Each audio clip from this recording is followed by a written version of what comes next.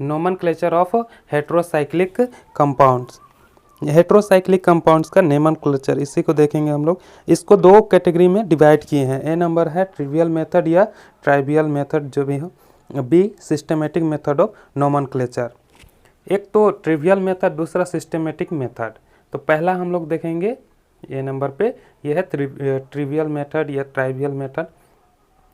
Heterocyclic compounds were named on the basis of their source from which the compounds was obtained. Thus, the name depend on the source of the compound and also characteristic properties of that compound. Trivial method में कोई systematic method ये तो है नहीं, इसको इस basis पे name करते हैं हेट्रोसाइक्लिक कंपाउंड को कि वो किससे, उसका सोर्स क्या है, किस सोर्स से ऑब्टेंड है या उसका कैरेक्टरिस्टिक प्रॉपर्टी कैसा है। बस इसी दो बेसिस पे नेमिंग करते हैं ट्रिवियल मेथड में। ठीक है, इसका कुछ एग्जांपल्स देखेंगे जैसे पिकोलिन, पायरोल और फुरफुरल। पिकोलिन का नेमिंग कैसे हुआ ट्रिवियल सिस्टम के हिसाब से, इसको हम लोग थोड़ा सा देखेंगे। It is derived from coal tar. This is based on Latin word pictus, और जिसका मतलब होता है टेरी। ये पिकोलिन है, ये कोल तार से डिराइव होता है, कोल तार से प्राप्त किया जाता है। अब इसी के हिसाब से इसको सोर्स के बेसिस पे पिकोलिन नाम इसका पड़ा है। देखते हैं pyrrole. The name of pyrrole is originated from the Greek word for fiery red because of characteristic colour which the compound gives with pine splint dipped in HCl। मतलब इसको HCl में डिप करेंगे तो फॉर फेरी रेड इस type का कुछ colour देता है, इसीलिए इसका कैरेक्टरिस्टिक प्रॉपर्टीज़ के हिसाब से पायरोल का नेमिंग किए हैं। अब तीसरा है furfural. Furfural means burn oil. Furfural का मतलब होता है बर्न ऑयल, और furfural was isolated from the distillation of burn, मतलब बर्न से निकला तो बर्न ऑयल, और बर्न ऑयल का मतलब यही फुरफुरल। ठीक, इसी से इसका फुरफुरल नाम पड़ा है। फ्यूरान है, इसमें CHO ग्रुप जुड़ा हुआ फुरफुरल। अब इसका दो लिमिटेशंस हैं, इसको देखते हैं। Trivial system does not give any structural information about the compound. जो ट्रिवियल सिस्टम है, ट्राइवियल सिस्टम जो भी बोले, ये स्ट्रक्चरल इन्फॉर्मेशन किसी भी कंपाउंड का नहीं देता है। मतलब नेम के हिसाब से हम उसका स्ट्रक्चर बना नहीं सकते हैं या उसका स्ट्रक्चर के हिसाब से उसको नेमिंग नहीं कर सकते हैं। ये किसी सोर्स के हिसाब से और उसका कैरेक्टरिस्टिक प्रॉपर्टी से हम लोग इसको नेमिंग करते हैं। इसमें at present just over 60 trivial name survive and recognised by IUPAC system of nomenclature. मतलब IUPAC सिस्टम है वो सिर्फ अभी लगभग 60 के लगभग ही ये नोमेनक्लेचर को रिकॉग्नाइज करता है। नोमेनक्लेचर ऑफ हेट्रोसाइक्लिक कंपाउंड्स में इसका B नंबर है systematic method of nomenclature. The most relevant system that is recommended by heterocyclic compound is Handzak-Widman system of nomenclature. जो सबसे ज़्यादा रिकमेंड किया जाता है IUPAC के द्वारा वो क्या हैंडजैक-विडमैन सिस्टम है। अब इस सिस्टम में हम लोग नेमिंग करेंगे किसी भी हेट्रोसाइक्लिक कंपाउंड का, तो उसमें पहले प्रीफिक्स लगाएंगे, उसके बाद स्टेम लगाएंगे, उसके बाद सफिक्स लगाएंगे। अब इसका 5 पॉइंट है, इसमें देखते हैं कि क्या क्या इसका मेन 5 पॉइंट है जिसके हिसाब से हम लोग नेमिंग करते हैं किसी भी हेट्रोसाइक्लिक कंपाउंड का। पहला देखेंगे, heterocyclic compounds are assigned by combining prefix, जो कि इंडिकेट करता है hetero atom present. Prefix plus stem plus suffix, उसी हिसाब से प्रीफिक्स ये करता है, इंडिकेट करता है हेट्रो एटम जो प्रेजेंट है उसको, उसी के हिसाब से प्रीफिक्स लगाएंगे। फिर स्टेम यानी रिंग साइज, और वो रिंग सैचुरेटेड है या अनसैचुरेटेड है, यही स्टेम में आ जाएगा, और उसी के हिसाब से हम लोग सफिक्स ऐड करेंगे। अब दूसरा पॉइंट देखेंगे, if more than 2 different atom present then the prefixes are listed in order to seniority table या प्रेफरेंशियल ऑर्डर। अगर 2 से ज़्यादा अलग अलग एटम प्रेजेंट है तो सीनियरिटी टेबल के हिसाब से हम लोग ये तय करेंगे कि किस एटम का नाम पहले लिखेंगे। If more than 2 same hetero atom are present then they are indicated by di tri tetra etc। अगर 2 है डाई, 3 है ट्राई, 4 है टेट्रा, ऐसे ही करते जाएंगे। ठीक, अब चौथा पॉइंट है the position of saturated atom. जो सैचुरेटेड एटम का पोजीशन है is numerically indicated with prefix h as a part of the name of the ring system। आगे एग्जाम्पल देखेंगे और इसमें कोशिश करेंगे कि सबसे लोएस्ट नंबर ऑक्यूपाइड हो। The size of the monoclinic ring is indicated by steam. यहाँ पे कुछ कॉमन प्रीफिक्स और कॉमन सफिक्स लिखा हुआ है, इसको नोट डाउन करके याद कर लीजिएगा, इससे नोमेनक्लेचर में आसानी होता है। ठीक, जैसे ऑक्सीजन का प्रीफिक्स ऑक्सा लगाएंगे, सल्फर का थाया, सेलेनियम का सेलेना, नाइट्रोजन का अजा, इस तरह से। और सफिक्स में अगर रिंग साइज 3 है और वो रिंग सैचुरेटेड है तो इरेन लगाएंगे और अनसैचुरेटेड है तो इरिन लगाएंगे।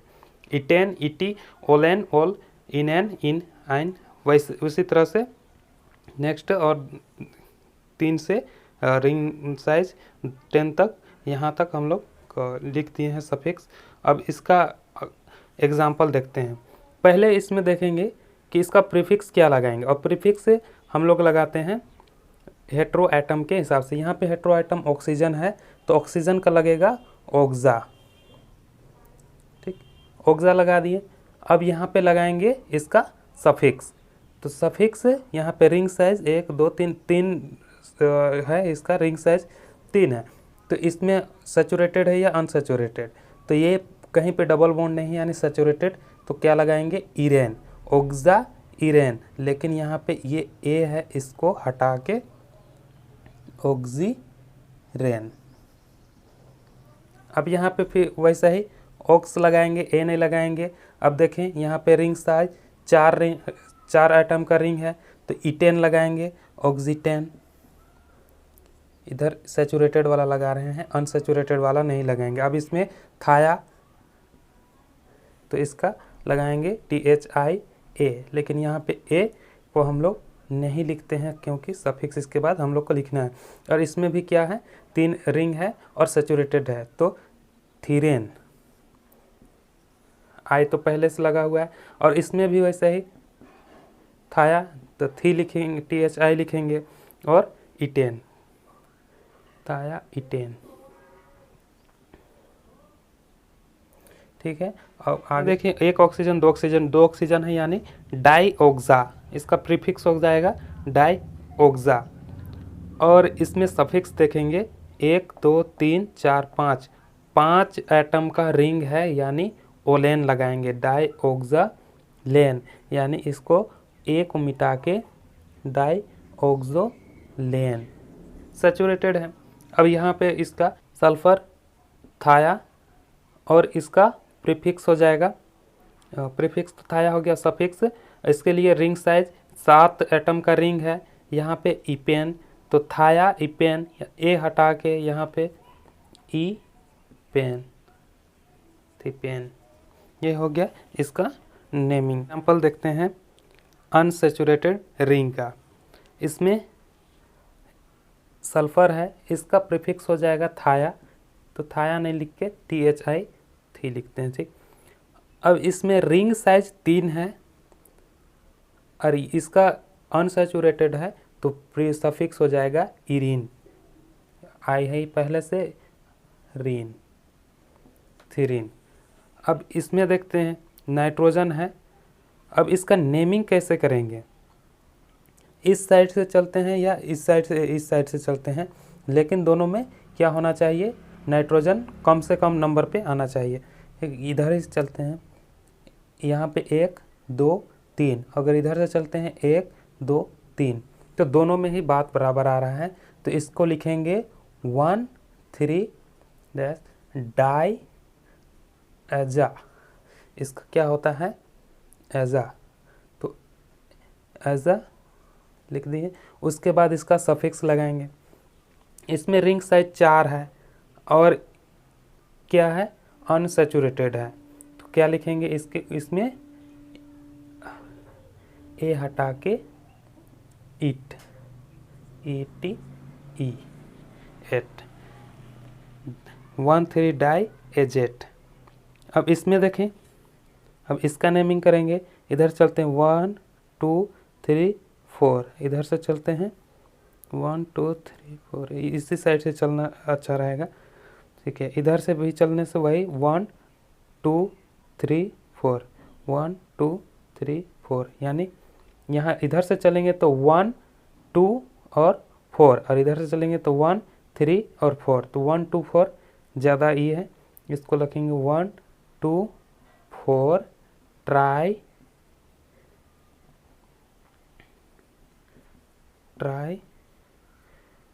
एजा, इसमें ए को फिर से मिटाना होगा। उसके बाद इसका रिंग साइज 1 2 3 4 5 6, ट्राई एजा इन, ट्राई एज इन। अब इसमें लिखेंगे सिर्फ एक ही है, तो इसको लिखेंगे आजा।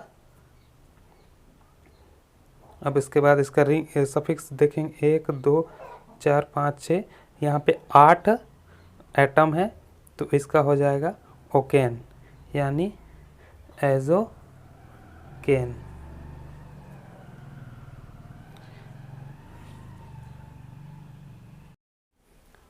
आइए एग्जांपल्स देखते हैं कुछ अनसैचुरेटेड रिंग वाला।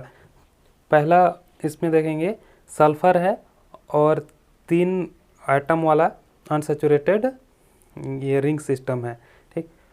अब इसमें प्रीफिक्स लगेगा थाया, THIA, थाया, क्योंकि सल्फर है तो सल्फर का होता है थाया, लेकिन यहाँ पे ए को हम लोग को मिटाना ही पड़ेगा, इसलिए THI ही रहने देते हैं। अब इसका सफिक्स देखते हैं कि सफिक्स क्या होगा।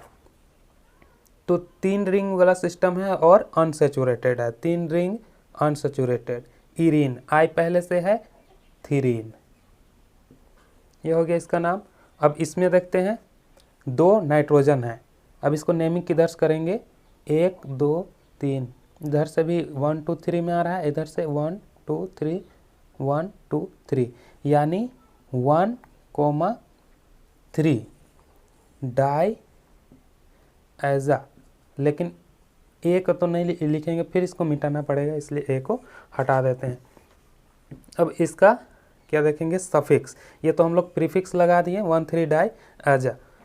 अब यहाँ पे इसका सफिक्स देखते हैं, तो 4 और वो ये है अनसैचुरेटेड, तो एजिट, 1,3 डाई एजिट।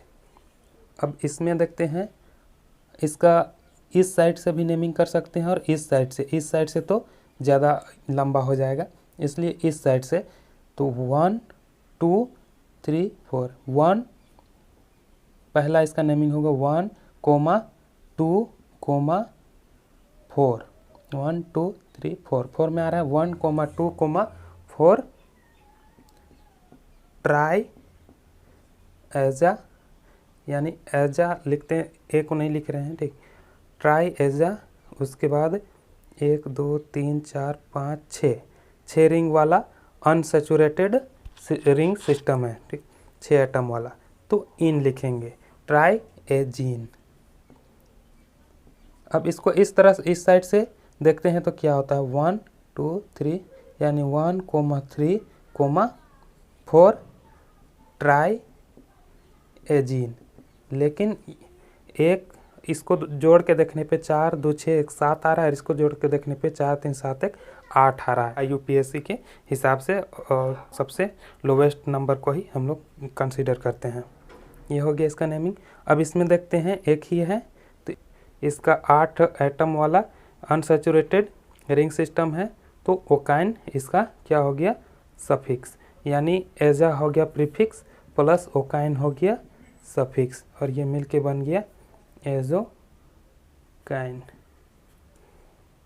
ठीक है। एक नाइट्रोजन है और इसमें 3 रिंग वाला ये सिस्टम है।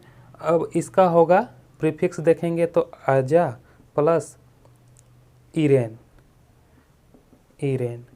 और इसको लिखेंगे एजी रेन, लेकिन ये इसका ये गलत हो जाता है, ये इसको इस तरह से नहीं लिखते हैं, क्योंकि यहाँ पे नाइट्रोजन का बैलेंस 3 होता है और यहाँ पे हाइड्रोजन जुड़ा होता है, इस तरह से यहाँ भी, तो इसको लिखेंगे एजी टीडीन, एजी रीडीन, इसका नाम होता है एजिरिडीन और इसका नाम होता है एजिटिडीन।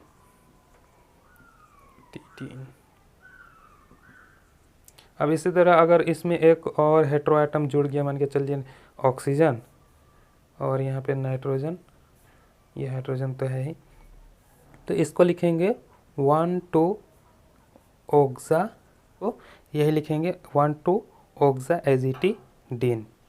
अब नेक्स्ट देखते हैं सिस्टमेटिक मेथड ऑफ नोमेनक्लेचर में हम लोग 4th पॉइंट लिखे थे, the position of saturated atom is numerically indicated with prefix H dash as a part of the name of the ring system. अगर किसी सिस्टम में, रिंग सिस्टम में कोई एक एटम अनसैचुरेटेड है तो उसको H डैश से न्यूमेरिकली डिनोट करेंगे। ठीक, तो उसी का हम लोग 2 एग्जांपल देखेंगे। यहाँ पे देखेंगे ये नाइट्रोजन है इसका, और यहाँ पे ये इससे, इस कार्बन से तो डबल बॉन्डेड है लेकिन इस कार्बन से ये डबल बॉन्डेड नहीं है। यहाँ पे भी ये नाइट्रोजन इस कार्बन से डबल बॉन्डेड है लेकिन ये दोनों कार्बन से डबल बॉन्डेड नहीं, यानी ये 2 कार्बन क्या हुआ, सैचुरेटेड है, वही से ही इसमें सैचुरेटेड। तो यहाँ से नंबरिंग स्टार्ट करेंगे 1 2, यानी इसको लिखेंगे 2H। ठीक, उसके बाद इसको डैश देंगे और इसका ये लिखेंगे नाम। अब इसका कंपाउंड का नाम क्या होगा, यानी यहाँ पे 2H लिख दिए, यानी ये जो दूसरा नंबर कार्बन है ये सैचुरेटेड है। अब इसको लिखेंगे एजा, क्योंकि नाइट्रोजन है और यहाँ पे 3 रिंग वाला सिस्टम है, इसको लिखते हैं इरिन, अनसैचुरेटेड है, 3 रिंग वाला सिस्टम इरिन, तो एजा इरिन आगे को मिटाएंगे और यहाँ पे लिख देंगे एजीरिन। यहाँ पे भी वैसा ही, यहाँ पे नाइट्रोजन 1 2 कार्बन है, यानी यहाँ से नंबरिंग करेंगे तो 1 2 3, यानी 2 3, इसको लिख देंगे डाई हाइड्रो, या इसको डाई H भी लिख सकते हैं। ठीक, 2 3 डाई हाइड्रो या 2,3 डाई H, उसी को लिखे हैं डाई हाइड्रो। इस कंपाउंड का अब प्रीफिक्स देखेंगे, इसको लिखेंगे आजा और प्लस इसमें आएगा सफिक्स 4 एटम वाला रिंग सिस्टम, वो भी अनसैचुरेटेड है, फॉर ETE, यहाँ पे ETE, यानी ये हो जाएगा एजिट। तो यहाँ इसका नाम हो गया 2,3 डाई हाइड्रो एजिट। ठीक है, इतना ही था एग्जाम्पल। ठीक है, मिलते हैं नेक्स्ट वीडियो में। Thank you.